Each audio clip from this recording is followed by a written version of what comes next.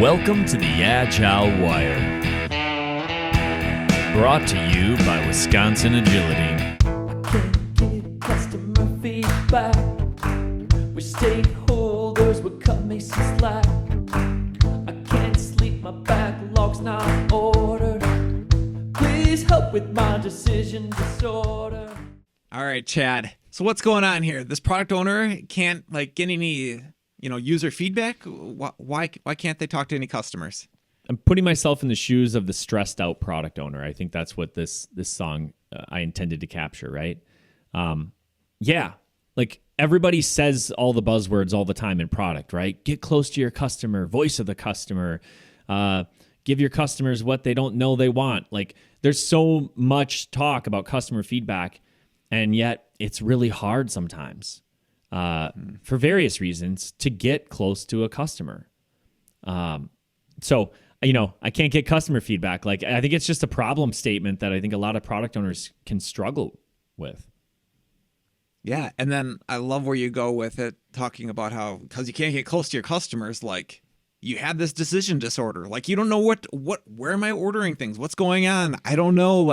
You have no level of certainty of even what experiment to run if you can't validate something with your customers.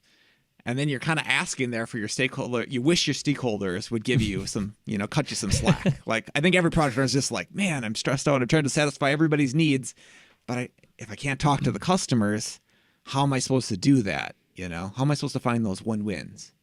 Yeah. And I guess, again, it speaks to the product owner, right? There's so much value in there being one decision maker in Scrum, that is the product owner. And yet, because of that, the structure of the framework and why that's so amazing, it also puts a lot of pressure on that person.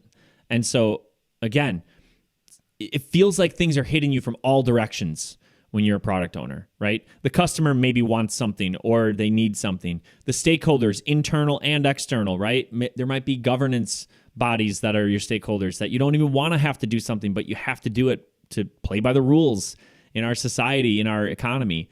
And then even just thinking about falling asleep, right? It sounds really simple. Yeah, the product owner, they just order the backlog.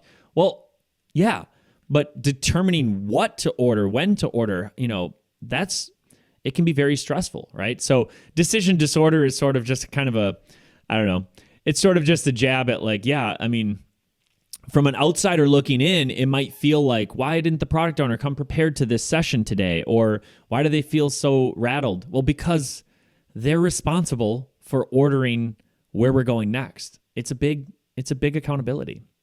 Yeah, we say this all the time in our class, right? A normal Scrum team costs somewhere in that $50K to $75K every single sprint if you're doing 2-week sprints. Well, you can't sleep because you're thinking about, man, am I wasting the organization's money? What if we run out of money? There's people's livelihoods at stake here, right? There's a lot of pressure to that. And if you don't have any empirical data that help you figure out what direction to go, man, that's a tough place to be. Product owner ordering my backlog. Gotta focus my team, keep delivering. Product owner maximizing value. Gotta focus my team, keep delivering. Yeah, I love the jump cuts that you do inside of there, from the clapping to the guitar, and you're wearing the suit and you're really embracing David Burns. If anyone's seen the music video, they're like, wow, that Chad David Burns, you guys get the same people. You're same mannerism. So I thought that was great. Going back to the lyrics, you've mentioned, got to focus my team, got to keep delivering twice inside of the, there's 6 lines there, and those are 2 of the 6 lines. And the way I look at it is that the first part is ordering my backlog.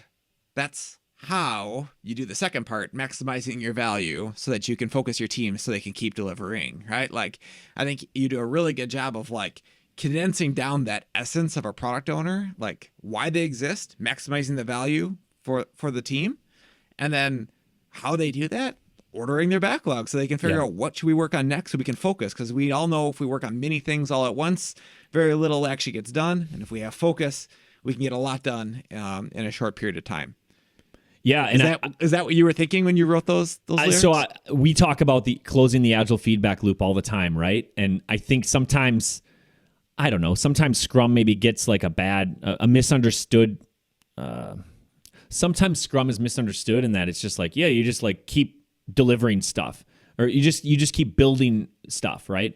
But it's like, no, there's an agile feedback loop, and you have to close that loop if you really want to get the value. So like, we've said this to product owners many, many times, right? When you order something, if you order all the wrong stuff, you might be going the wrong direction for months, right?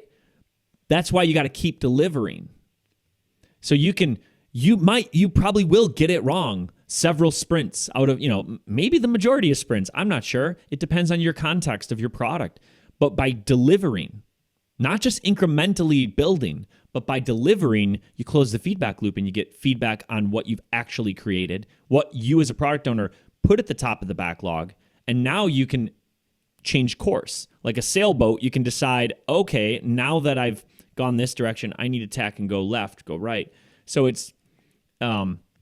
Why ordering is important, figuring out what's valuable is also extremely important. Not also, is more important. And then it feeds back into what you order next. So I think the chorus, I was trying to capture the agile feedback loop that we're always talking about, whether we're in a training class, whether we're on stage at a conference. It's just like, it just feels like we can't stop talking about an agile feedback loop because it's everything, right? Doesn't really matter what framework you're using, right? This could be agnostic to Scrum in general.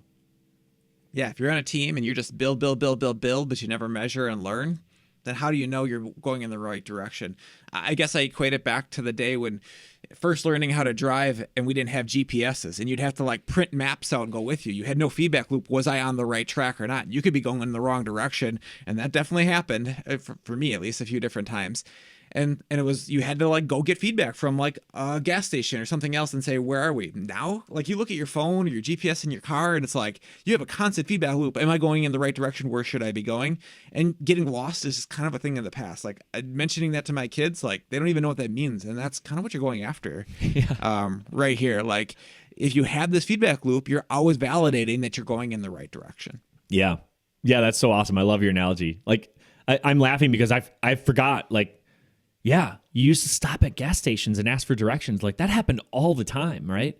Unless it was your dad who was too proud to stop or something, like there was always somebody in your family who was like, I don't need to stop for directions. And so you'd get lost more often because stay lost, right? Because there's no feedback loop. You'd go on the long release cycle for a year or whatever it is, Maybe they, maybe they get lucky once in a while, just like we do in product, right? Maybe you get lucky once in a while, but most of the time you're way off course, and then that's costly, right? Whether it's gas you're putting in your vehicle, or whether it's sprints that you're spending month after month, it's costly when you go the wrong direction for too long, right? So, yeah, I love that analogy. Chad and I are running these experiments, going behind the music. If you like this, share it with a friend. If you found value in today's episode, share this with a friend. Until next time, get agile and stay agile.